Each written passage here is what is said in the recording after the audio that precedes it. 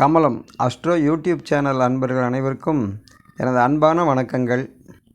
இந்த பதிவில் நாம் பார்க்க போகிறது விருச்சிக ராசிக்காரர்களுக்கு இந்த புரட்டாசி மாதம் எப்படியெல்லாம் பலன்கள் இருக்குது அப்படிங்கிறத பற்றி இந்த பதிவில் பார்க்கலாம்.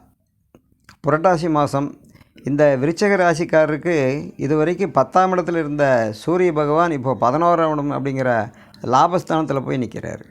பொதுவாக 10ஆம் இடத்து அதிபதி 11 லாபஸ்தானத்தில் வர்றதும் சூரிய பகவானே லாபஸ்தானத்தில் நிற்கிறதும் ரொம்ப விசேஷமும் கூட. விருச்சிக ராசிக்காரருக்கு இந்த மாதம் முழுவதுமே குரு பார்வை கிடைக்கிது. குரு பார்க்க கோடி நன்மை அப்படிங்கிறது விருச்சிக ராசிக்காரருக்கு 11ஆம் இடத்தை குரு பகவான் பார்க்குறது, விருச்சிக ராசியவே குரு பார்வை வர்றது, ராசிக்கு 3ஆம் இடம் சொல்லக்கூடிய தைரியஸ்தானத்தை குரு பகவான் பார்க்குறது உண்மையிலேயே குரு பார்க்க கோடி நன்மைன்னு சொல்கிறது இந்த விருச்சிக ராசிக்காரருக்கு அமையும்.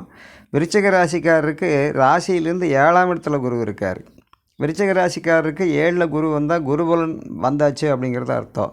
திருமணத்திற்குண்டான காலகட்டம்னு இதை எடுத்துக்கலாம். வரன்கள் கூடி வரக்கூடிய காலகட்டங்கள், திருமணத்திற்குண்டான முயற்சி எடுத்தால் இதில் எல்லாம் இந்த புரட்டாசி, ஐப்பசி, கார்த்திகை, மார்கழி, தை மாசின்னு எல்லாமே அடுத்தடுத்து வரக்கூடிய மாதங்களில் விருச்சிக ராசிக்காருக்கு நிச்சயமாக உண்டான வாய்ப்புகள் கண்டிப்பாக உண்டு.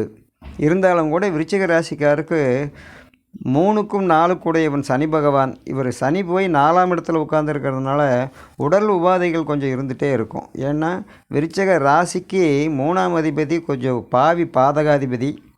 அவர் போய் 4ஆம் இடம் சொல்லக்கூடிய சுகஸ்தானத்தில் போய் இப்போ வக்கரத்தில் வேறு இந்த மாதம் பூரா வக்கரத்தில் இருப்பார். வக்கரத்தில் உட்காந்துருக்கிறதுனால உடம்பை கொஞ்சம் இவங்க கவனிச்சிக்க வேண்டிய ஒரு சூழலால் இருக்குது.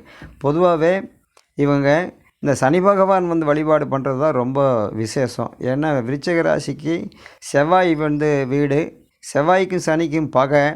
இந்த வீட்டுக்கு அதாவது விருச்சிக ராசிக்கு சுகஸ்தானம் சொல்லக்கூடிய 4ஆம் இடத்துல போய் சனி பகவான் உட்கார்ந்துருக்கிறது உடம்பு தொந்தரவுகளை கொடுக்கும், ஆஸ்பத்திரி செலவு கொடுக்கும், வயிறு சம்பந்தமானது, பெண்களாக இருந்தால் மென்சஸ் சம்மந்தப்பட்டது, இதில் இரத்த சம்பந்தமானது, இப்படி ஏதாவது ஒரு சிக்கல்கள் கொடுக்கும். அது சுகஸ்தானம் சொல்கிறதுனால கல்வி படிக்கக்கூடிய மாணவ மாணவிகளுக்கும் அப்படித்தான். உயர்கல்வியில் பலவிதமான தடுமாற்றங்கள் எல்லாம் இருக்கும்.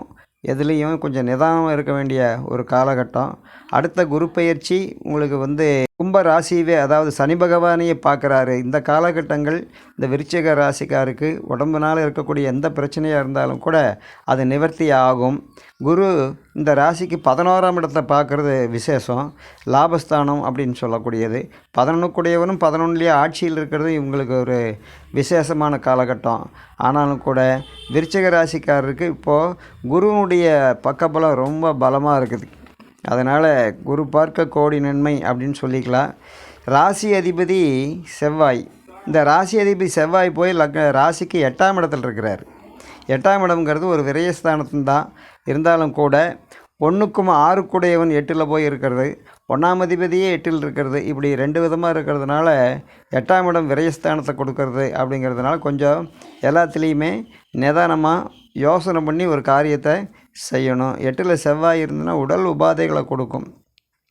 ஏன்னா இவங்க 2ஆம் இடத்தை பார்க்குறாரு. அந்த 2ஆம் இடம் அப்படிங்கிறது தனஸ்தானம், குடும்பஸ்தானம். இப்போது 8ல் இருக்கக்கூடிய செவ்வாய் 11ஆம் இடம் லாபஸ்தானத்தையும், 2ஆம் இடம் அப்படின்னு சொல்லக்கூடிய குடும்பஸ்தானத்தையும், 3ஆம் இடம் சொல்லக்கூடிய தைரியஸ்தானத்தையும் இந்த செவ்வாய் பகவான் பார்க்குறாரு. இந்த செவ்வாய் 8ஆம் இடத்துல இருக்கிறது அப்படிங்கிறது கொஞ்சம் மத்தியமாக இருக்கிறதுனால ஒரு நாளைக்கு ஒரு 2 லிட்டருக்கு கம்மி இல்லாமல் தண்ணி குடிச்சிக்கணும். சரிங்களா? வருஷத்துக்கு ஒரு தடவை திருநள்ளாறு போயிட்டு வர்றது இவங்கெல்லாம் ரொம்பவுமே விசேஷம். 4ஆம் இடத்துல சனி பகவான் இருக்கக்கூடிய இந்த காலகட்டங்கள் கொஞ்சம் மத்தியமான காலகட்டங்கள்.